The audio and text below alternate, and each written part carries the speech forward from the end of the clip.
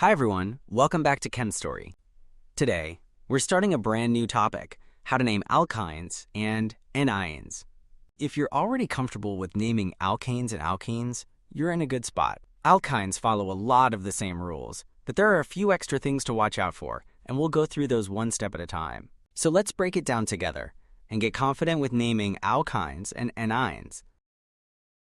Alright, let's start with alkynes. The first step is picking the right parent chain. Just like with alkanes or alkenes, we want the longest continuous chain, but this time, it has to include the entire triple bond.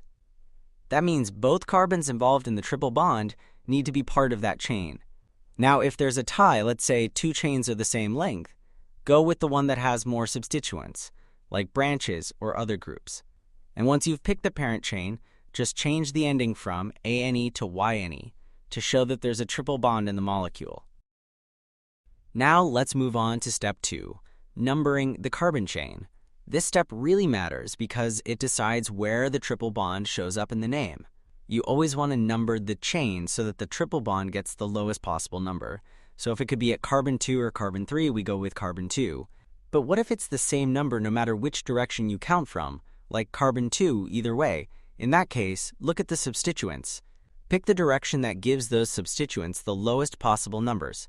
So in terms of priority, the triple bond comes first, then you worry about the substituents. Step 3. Now it's time to put the name together. This is where everything comes together using the IUPAC rules. First, list out all the substituents. These are the groups attached to the main chain.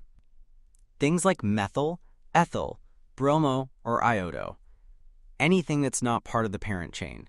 Then, figure out where the triple bond starts. And here's the key.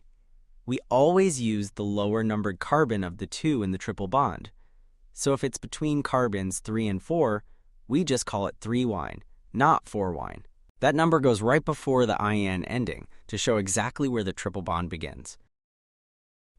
Let's try an example to see how this works. Here, we've got a straight chain alkyne with a bromine attached. The longest carbon chain has 8 carbons, so our parent name is octyne. Now we number the chain to give the triple bond the lowest possible number. That means the triple bond ends up at carbon 3, and the bromo group is on carbon 6. So when we put it all together, the name becomes 6-bromo-3-octyne. And here's a small detail to remember. We use hyphens to separate numbers and letters, but we don't put any spaces in the final name. Here's another example. This time, we've got an isopropyl group on the chain.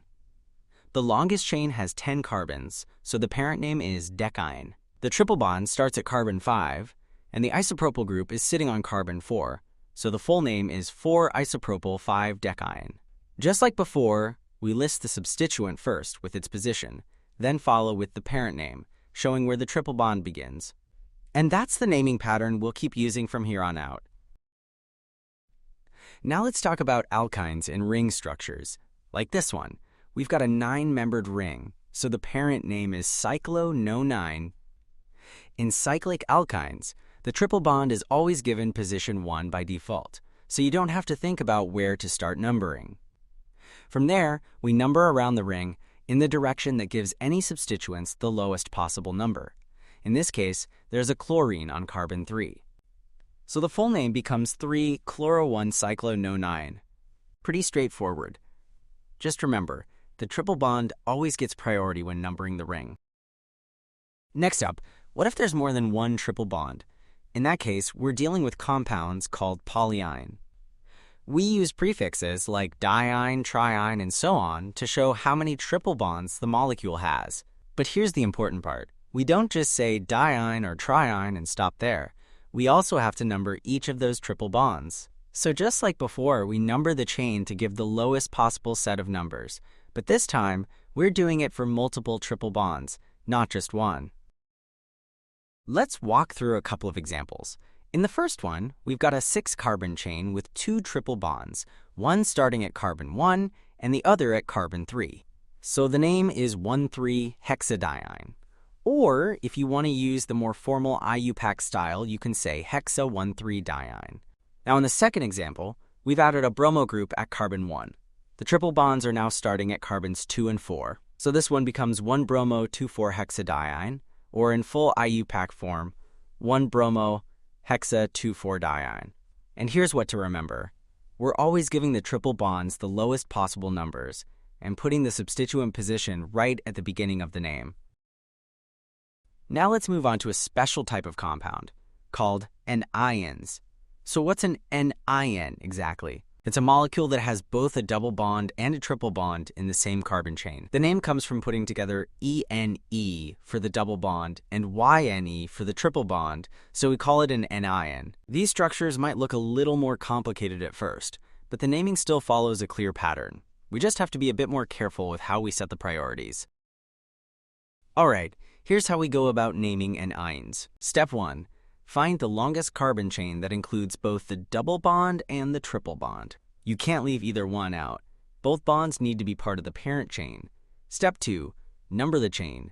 You start from the end that's closest to the first multiple bond, whether that's a double bond or a triple bond. But what if both the double and triple bonds are the same distance from each end? In that case, the double bond gets priority in numbering. That's an important rule to keep in mind. When it's a tie, the double bond always wins over the triple bond. Now let's move on to step 3. This is where we assign numbers to both the double bond and the triple bond. You want to make it clear where each one starts in the name. Then, in step 4, we combine the suffixes. We use Ene for the double bond and Yne for the triple bond. And here's the rule. Ene always comes before Yne in the name. So if the double bond starts at carbon 1 and the triple bond at carbon 4, the name would look like hex 1 and 4-wine. The order of the suffixes isn't random. Now let's go through some real examples, so you can see exactly how it works in practice. In this one, we've got a terminal triple bond and an internal double bond. Since the triple bond is closer to the end, that's where we start numbering. So we go from the left, giving the triple bond position 1. And the double bond ends up at position 7. You can check the full IUPAC name right there on the slide. Here, the triple bond is internal, but the double bond sits right at the end of the chain, and since the double bond is closer, that's what takes priority. So we number from the left, giving the double bond position 1. In this case, both the triple bond and the double bond are at the ends of the chain, and when that happens, the rule is the double bond takes priority. So we start numbering from the left, putting the double bond at position 1.